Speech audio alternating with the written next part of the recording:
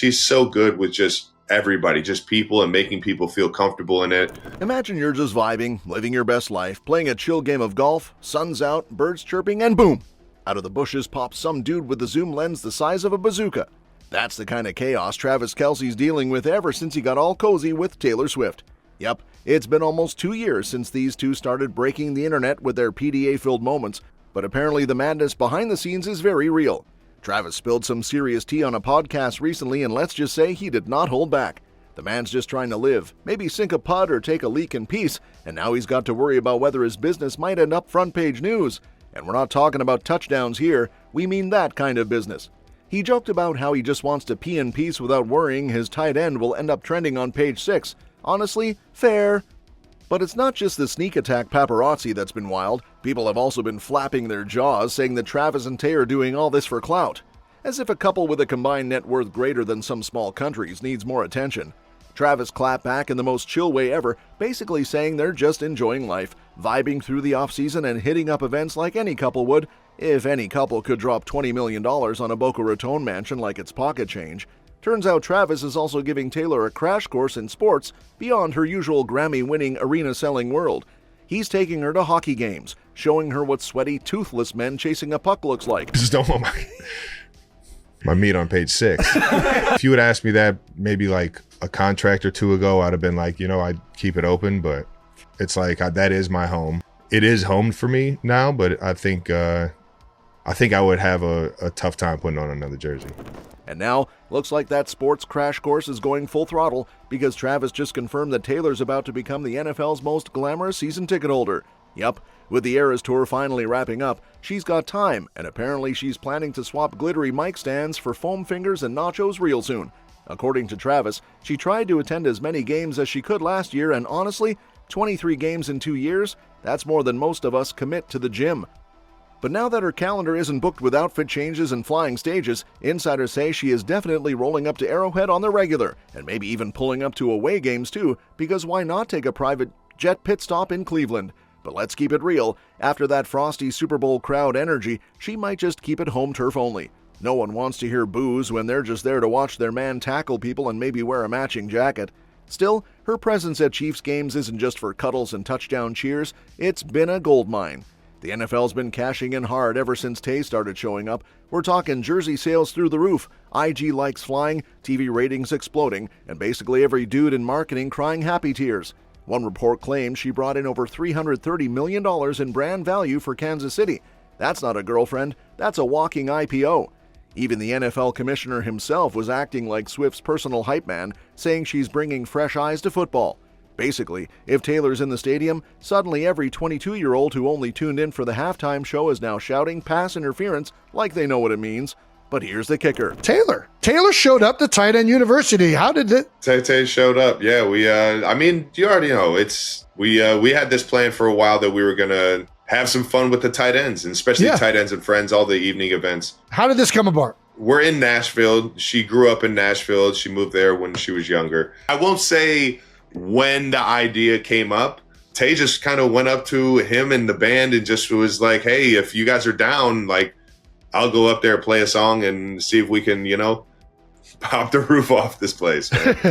Retirement rumors are circling Travis like sharks at a surf camp. He's 35, and let's be honest, football years hit harder than dog years.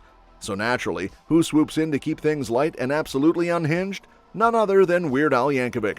Because if there's anyone who can turn the Travis Taylor NFL fairy tale into an accordion-powered fever dream, it's Al in lime green pants.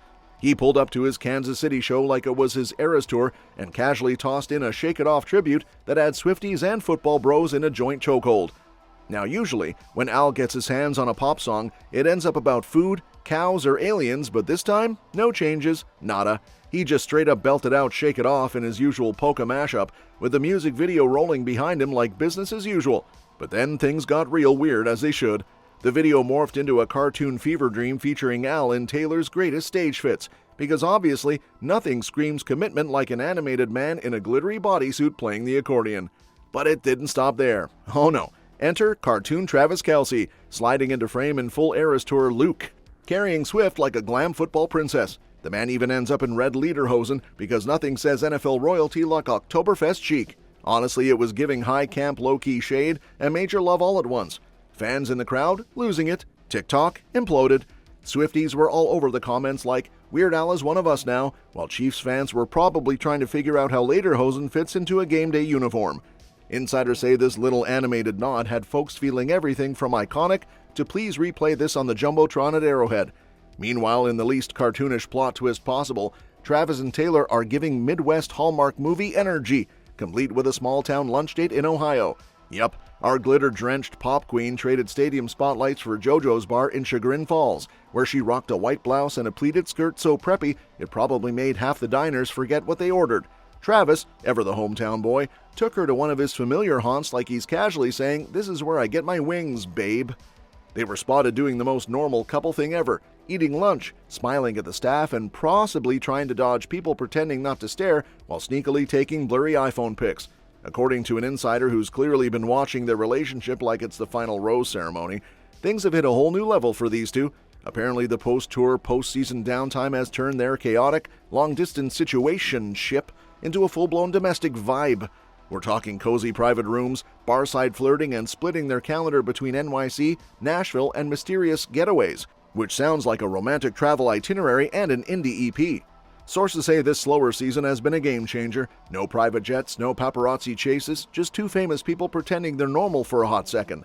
There's reportedly a new level of chill and realness between them that's got everyone internally screaming, "It's giving forever."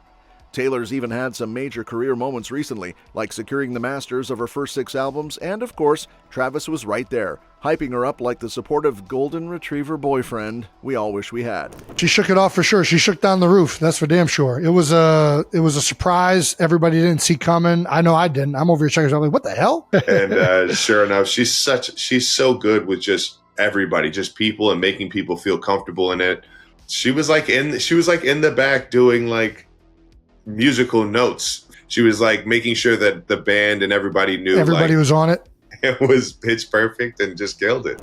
Meanwhile, down under in a courtroom that sounds like it was ripped straight from an episode of Law & Order Pop Star Edition, a whole different Taylor-related drama is playing out, minus the sequins and stadiums.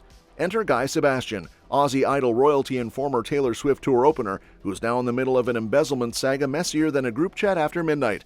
Apparently, his ex-manager Titus Day is on trial for allegedly misplacing or possibly swiping nearly $600K, including a spicy $187K that Guy earned while singing his heart out on Taylor's 2013 Australia tour. And what did the manager claim happened to all that cash? Oh, just a casual investment in shares, on Taylor's behalf no less. Because sure, when you think of Taylor Swift's financial planning, obviously you picture some dude in Sydney moving money around like he's playing Monopoly with other people's rent. According to court drama insiders, Titus was saying it was all just a few accounting errors and that he thought Guy owed him commissions or that the payments were actually for another singer entirely. He mixed up his clients like it was a Spotify playlist.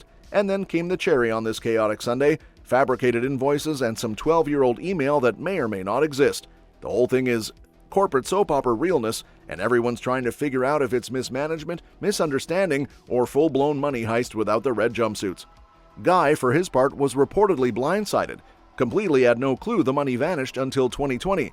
That's right.